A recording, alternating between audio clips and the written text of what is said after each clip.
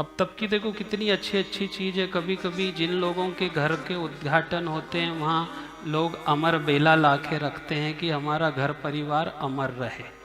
अब देखो कितने अच्छे शब्द थे, प्रेम की बेला, अमर बेला,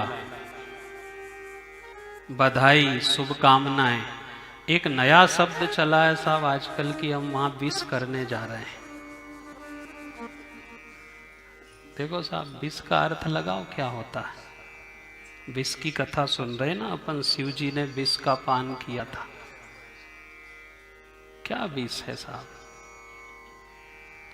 कल कन्हैया का कथा सुनेंगे, पूतना भी कहाँ गई थी, जन्म देने पे विष देने गई थी ना।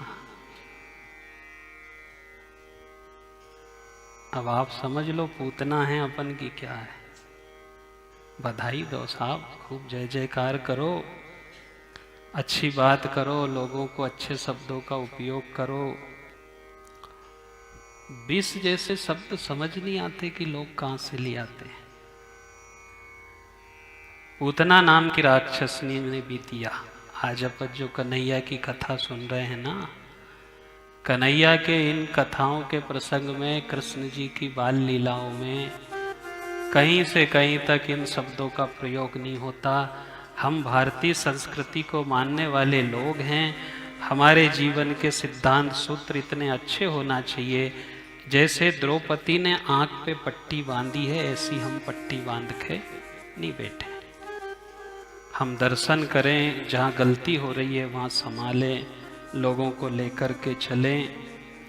जो भूल उसने कर ली है वो भूल आज की माताएं बहनें करेंगी, तो फिर मान करके चलें कि कहीं ना कहीं से महाभारत की तैयारी है।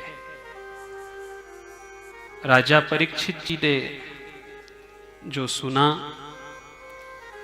कि गुरुवर आपने जो सुनाया वह वास्तव में अमृत का शब्द है, इसलिए आज हम वचनामृत से वंचित ना रहें, हम इन्हें सुनते रहें, समझते रहें। राहु और केतु नाम के दो दैत्य जो स्वरभानु नाम के राक्षस थे, वह दो भागों में विभक्त हो गए। इसके बाद लड़ाई झगड़ा हुई और अस्ताचल पर्वत पर ले जा करके शुक्राचार्य जी ने इन्हें युद्ध की सामग्रियां धारण कराई थी। इसके बाद युद्ध हुआ, गुरु की सेवा प्रारंभ हुई। देवताओं ने अमृत का पान करने के बाद, इंद्रासन पाने के बाद सारी सेवा सुश्रुबा बंद कर दी। राक्षसों ने पुनः अपने गुरु की कृपा से पुनः जाकर के और राज सिंहासन पर कब्जा कर लिया।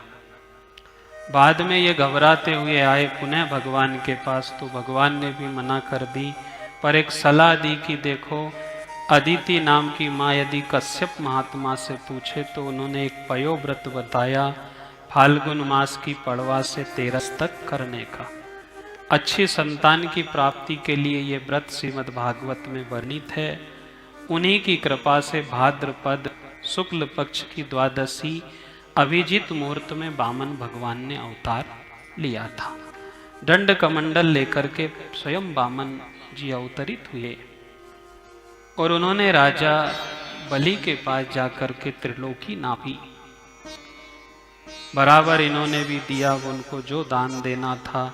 यदि कहीं से शुक्राचार्य जी ने रोक लगाई तो उन्हें भी देते समय निवेदन किया कि देखो गुरुवर,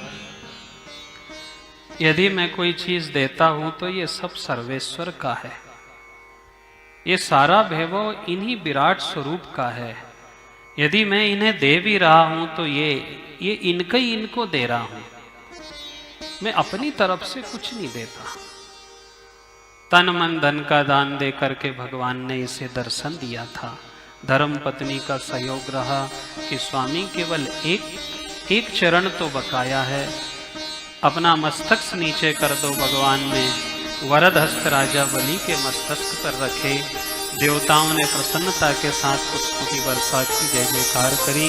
बोलिए वामन भगवान की। सब कुछ दे करके भगवान ने इन्हें सुतल लोक का दान दिया। इसलिए देखे हम कि जो हम दे रहे हैं वह सब ईश्वर का ही दिया हुआ है। इसके बाद सतयुग की कथा, त्रेता युग का शुभारंभ। सत्यव्रत नाम के राजा और कृतमाला नदी के तट पे तपस्या कर रहे थे। हाथ में छोटा सा मछली का बच्चा आ गया, उसे उन्होंने वापिस छोड़ा। वह कहने लगा कि राजन, मैं आपके श्री चरणों में आया हूँ और यहाँ के बड़े बड़े जीव मुझे खा जाएंगे, इसलिए मैं आपकी शरणागति हूँ। राजा ने उन्हें छोटे से जलाशय में रखा। देखते देखते उनका विराट स्वरूप धारण हो गया। मत्स्य नारायण के रूप में स्वयं भगवान अवतरित थे और इन राजा से निवेदन किया कि देखो भगवान, यदि आप अवतारी विभूति हैं तो मुझे विस्मृत ना करें।